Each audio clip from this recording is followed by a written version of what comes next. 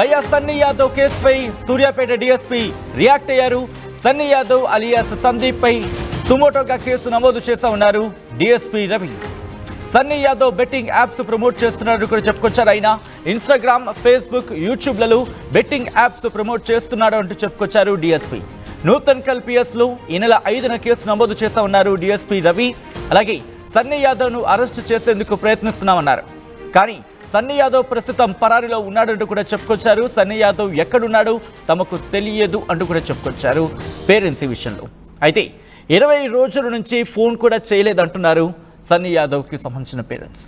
వేరే దేశంలో ఉన్నాడని తెలుసు, ఏ దేశంలో ఉన్నాడో తెలియదు అంటున్నారు సన్నీ యాదవ్ పేరెంట్స్. ఈ నేపథ్యంలో ఈ అంశానికి సంబంధించి డీఎస్పీ రియాక్టర్ ఒకసారి డీఎస్పీ ఏమన్నారో చూద్దాం.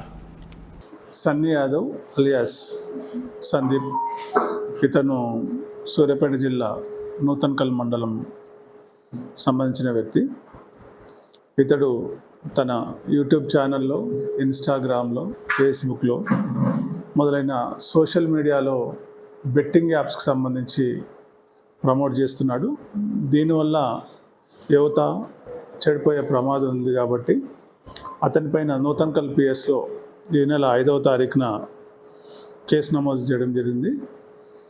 అతన్ని అరెస్ట్ చేసేది ఉంది. ప్రస్తుతం అతడు అబ్స్కాండింగ్లో ఉన్నాడు.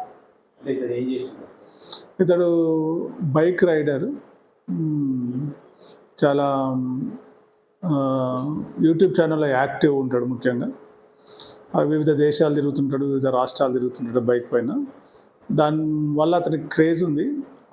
ఆ వ్యక్తి బెట్టింగ్ యాప్స్ని ప్రమోట్ చేయడం వల్ల యూత్ అట్రాక్ట్ అయ్యి చెడిపోయే ప్రమాదం ఉంది కాబట్టి అతనిపైన ఈ నెల నూతన్కల్ పిఎస్లో కేసు నమోదు చేయడం జరిగింది. సుమోటో కేసు చేసినాం, మేమే చేసినాం.